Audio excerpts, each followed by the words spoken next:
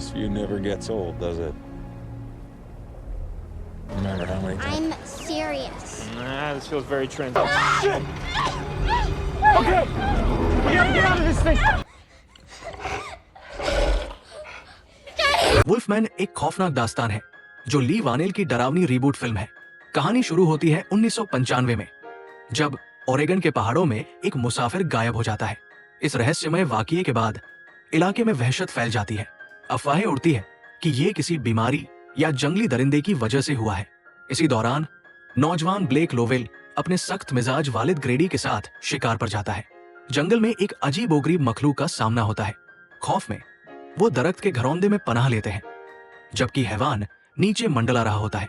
ये दहशतनाक मंजर ब्लेक की जिंदगी पर हमेशा के लिए छाप छोड़ देता है। 30 साल बाद ब्लेक अब सैन फ्रांसिस्को में अपनी बीवी शार्लेट और बेटी जिंजर के साथ रहता है। उसके गुजरे बचपन की तकलीफें और वालिद से बिगड़ा रिश्ता उसकी जिंदगी में भर देते हैं। गुस्से का मर्ज और शार्लेट की मसरूफ जिंदगी उनके रिश्ते को कमजोर कर देते हैं। अचानक ब्लेक को अपने गायब वालिद का डेथ सर्टिफिकेट मिलता है। उसे अपने बचपन के मकान की चाबियां भी मिलती हैं। नई जिंदगी शुरू करने की उम्मीद में वो अपनी बीवी और बेटी के साथ वहां जाने का फैसला करता है।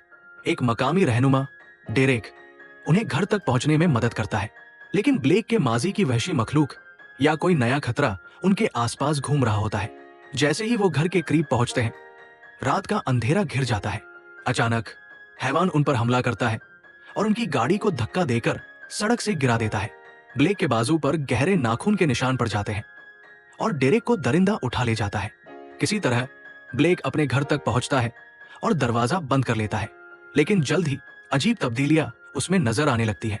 उसके दांत गिरने लगते हैं, वो तेज बुखार और पसीने में भीग जाता है और हर हल्की आवाज से परेशान हो जाता है।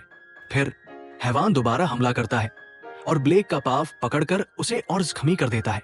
शार्लेट उसे हथौड़े से मारकर बचाती है, लेकिन ब्लेक की हालत तेजी से बिगड़ती जाती है। उसके बाल झड़ जाते हैं और उसके जिस्म पर रुआं आने लगता है। अब वो इंसान नहीं रहता, बल्कि एक वहशी दरिंदा बन रहा होता है। इस दौरान शार्लेट और जिंजर बचने की कोशिश करती है। शार्लेट को एक पुरानी गाड़ी मिलती है, लेकिन हैवान शीशा तोड़कर हमला कर देता है। ब्लेक अब आधे दरिंदे की हालत में उन्हें बचाने के लिए हैवान का ध्यान हटाने की कोशिश करता है। उसकी तब्दीली तेज हो जाती है और वो अचानक एक कटी हुई उंगली उगल देता है। जब वो घर लौटता है तो वो पहचाने जाने के काबिल भी नहीं रहता। फिर एक हैरान कर देने वाला मोड़ आता है। ब्लेक को पता चलता है कि वहशी मखलूक कोई और नहीं, बल्कि उसका गायब वालिद ग्रेडी ही है। दोनों दरिंदों के बीच शदीद लड़ाई होती है। ब्लेक अपने वालिद की गर्दन काटकर उसे मार देता है, लेकिन अब तक ब्लेक पूरी तरह दरिंदा बन चुका होता है। उसकी बीवी और बेटी जान बचाकर एक तबेले में छुप जाती है, लेकिन ब्लेक अब उन्हें भी मारने के लिए घूम रहा होता है। शार्लेट एक फंदा बिछाती है, लेकिन ब्लेक अपना ही पाव काटकर पीछा करता है। आखिरकार वो उन्हें एक दरख्त के घरौंदे में घेर लेता है। शार्लेट देखती है कि ब्लेक तकलीफ में है और अपने वहशी जज्बात पर काबू नहीं रख पा रहा। गमगीन मोड़ पर वो उसे गोली मारकर उसकी तकलीफ खत्म कर देती है। सूरज निकलते ही शार्लेट और जिंजर उस वादी को देखते हैं जहां ब्लेक बड़ा हुआ था। उन्हें उसका बेइंतहा प्यार याद आता है, जो उसने अपनी तब्दील होती हालत में भी जताया था। वेयरवुल्फ की लानत से बचना नामुमकिन होता है,